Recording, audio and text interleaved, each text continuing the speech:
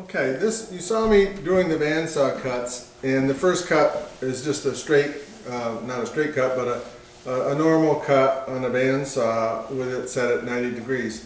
And then I switched it over to 45, and I made this cut. And the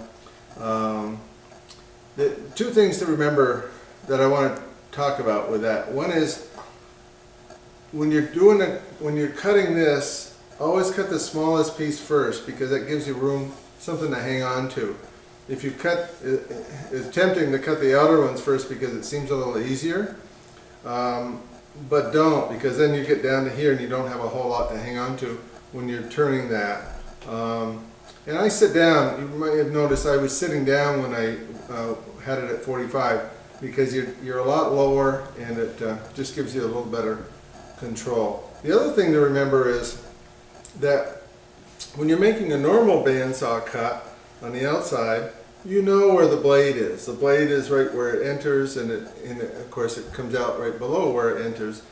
And so you know where the blade is. When you're making this cut here, you have to remember where the blade is, because it enters the wood at the line, but it's coming out down here. So just remember, because sometimes you're surprised when it comes out the other side. You think, oh, that blade was close. So just remember where the blade is, because it's different than what you're accustomed to. It's actually pretty easy, but it's a little unsettling at first, because it's something different for all of us to cut at 45 degrees. So let me talk a little bit about the angles and the thickness of the wood, and I'll get some more materials up here, and we'll talk about that in just a minute. So again, this is kind of where we're headed, but how do we get that thick using the lumber that we have around the shop, or the lumber that we can acquire without paying too much for it? And I've got some examples here of things that from stuff I had around the shop, I glued up some boards. And this is where it gets to be a lot of fun, because there's no right and wrong way. You can just glue up a bunch of stuff. And they're not all the same thickness. This looks like it's an inch. This looks like it's less than 3/4. And these two here are maybe 5/8, and this is maybe 7/8. So I'll try to have these be roughly the same thickness before I'm done. In other words, I'll glue the thinnest one to the thickest one, and the other two will get glued together. And so I will cut these. I will determine what I'm going to have for an end width, and this is editing right here. You can keep it going on.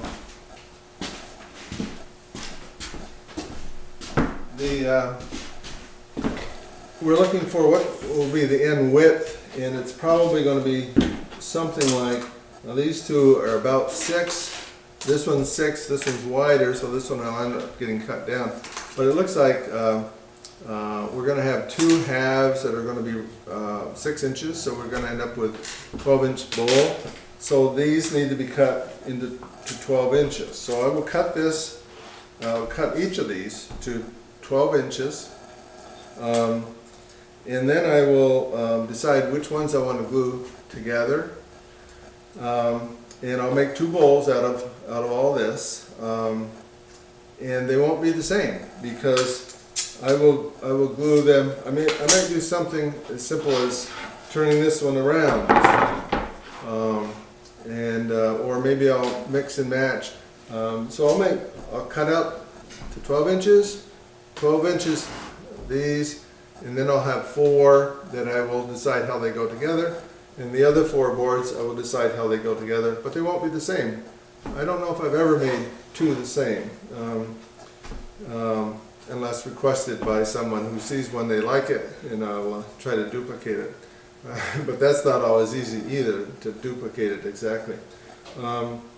So so with this information, again, you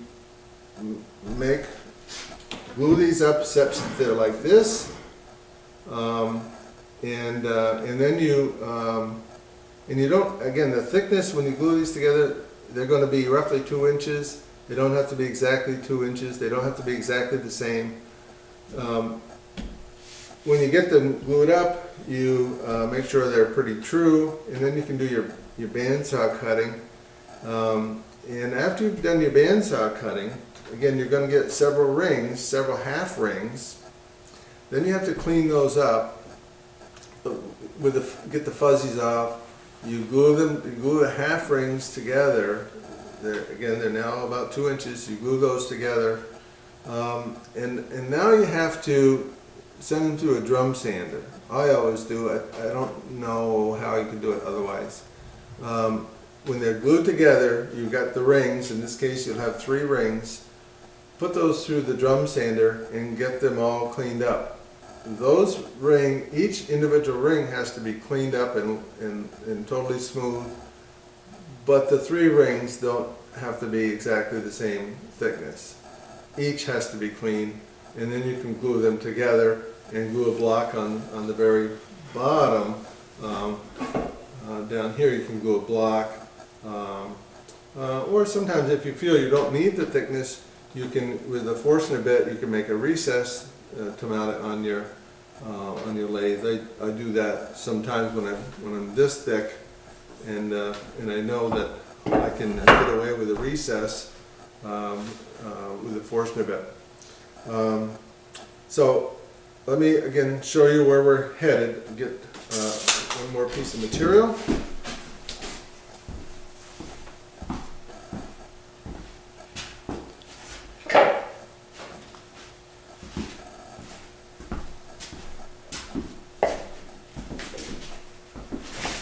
Here are some that I've glued up previously, and I'm not exactly sure how they're going to work out.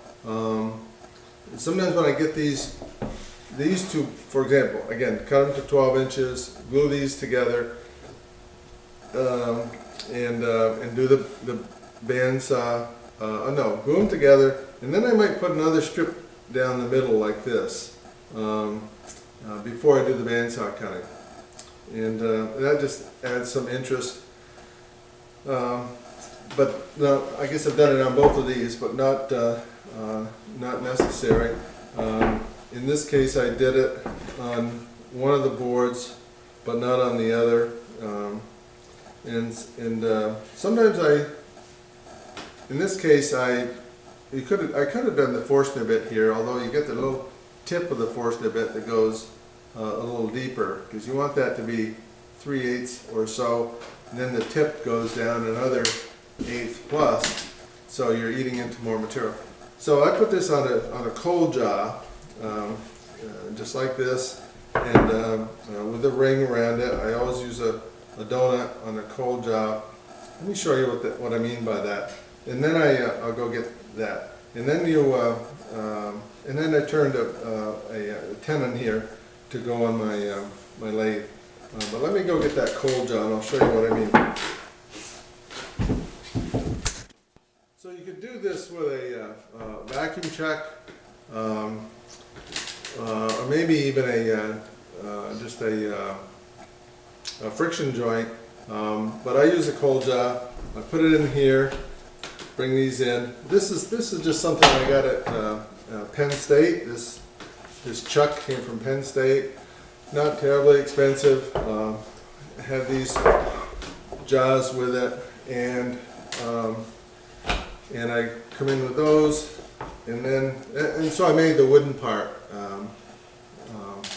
So then I put this.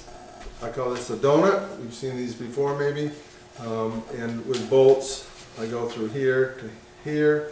These are just T-nuts in here, and that's not coming off. I've had a couple of instances where bowls came off the cold jaw. I always put a donut on there, and then it's never coming off. So I did that to put the tenon on there. and now I can just mount this to the lathe and turn that out and see what surprises I have. Usually very favorable. So it's just so much fun. Again, this is where we're heading. This is an economy bowl on steroids, and hopefully I've given you enough information so that you can figure out the rest. There's going to be stuff you have to figure out as you go through. Just gluing these up, I always put some thought into it, but you don't have to. Just glue up a bunch of stuff and just see what happens, and you'll learn through the process. It's a beautiful bowl. Get lots of compliments on it, and good luck with it.